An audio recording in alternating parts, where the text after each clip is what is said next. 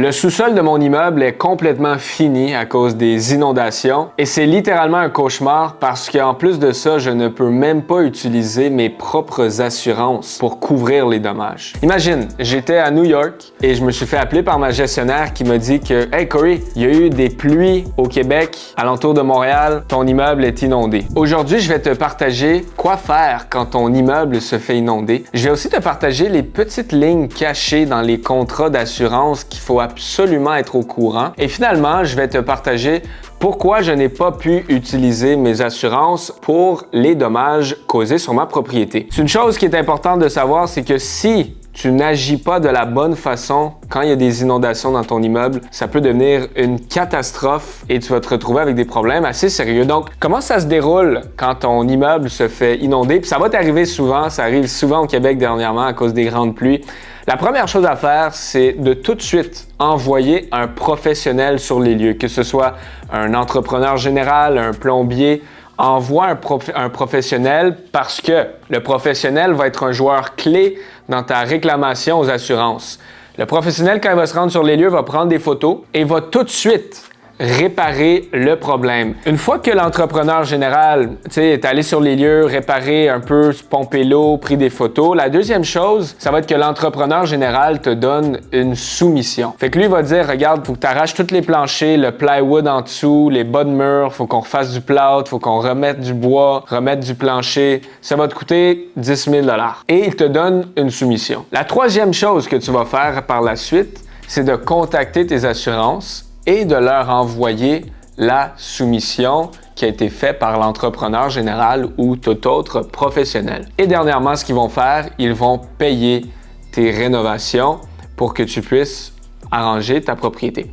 Voici le hic. Dans un contrat d'assurance, il y a souvent des petites lignes cachées, c'est très important de savoir. Dans la majorité des contrats d'assurance, il y a ce qu'on appelle un déductible. Ça veut dire que s'il y a des dommages causés par l'eau, par des inondations dans ta propriété, souvent, eux vont couvrir seulement après un certain montant. C'est-à-dire, tu as un déductible de 10 000 $ dans ton contrat. Ça veut dire que si les travaux de réparation d'inondation te coûte 15 000, mais toi, tu dois mettre un déductible, tu dois mettre 10 000 $ de ta poche. Eux vont seulement couvrir le dernier 5 000 $. Le deuxième hic aussi que les gens ne savent pas toujours, c'est que quand tu fais une réclamation à tes assurances, tu es perdant parce que tes assurances vont augmenter de beaucoup à chaque année. Ça va affecter les assurances sur ton immeuble actuel, mais ça va aussi affecter tes prochaines propriétés. Parce qu'à chaque fois que tu vas vouloir assurer ton prochain immeuble, ils vont te demander « Hey, as-tu fait une réclamation dans les dernières quelques années? » Tu dois dire la vérité. Et ça va donner une petite coche à ton dossier si tu réclames à tes assurances. Et finalement, le troisième hic à savoir, c'est qu'on n'est pas toujours couvert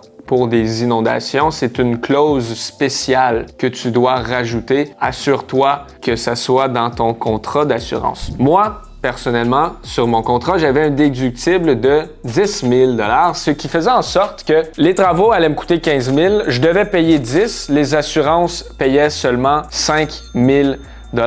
Et la raison pourquoi j'ai pas voulu réclamer, c'est parce que ce que je viens de te mentionner, mes coûts allaient augmenter et ultimement, la valeur de mon immeuble allait baisser. Parce que, oublie pas une chose, la valeur de ton immeuble est basée sur les profits qu'il génère. Si ta prime d'assurance augmente parce que tu as réclamé un petit montant de 5 000 $, ça vient diminuer tes profits et en quelque sorte diminuer la valeur économique de ta propriété. Alors au final, il a fallu que je débourse de ma propre poche 15 000 $ pour payer des dommages causés par Mère Nature, malgré que j'avais des assurances. Quand même très bizarre comme situation.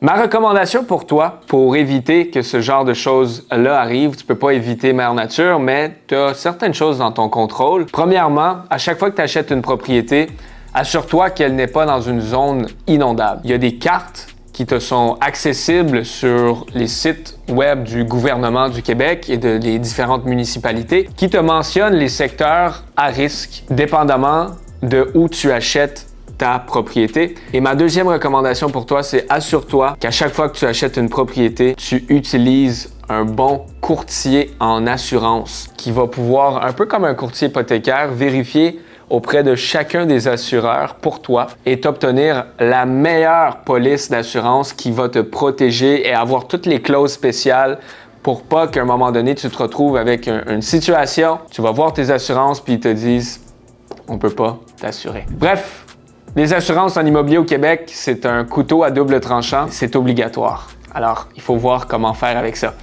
J'espère que tu as aimé la vidéo. Laisse un pouce bleu si tu as aimé, laisse un commentaire et abonne-toi à ma chaîne pour d'autres vidéos comme ça. On se voit dans la prochaine vidéo.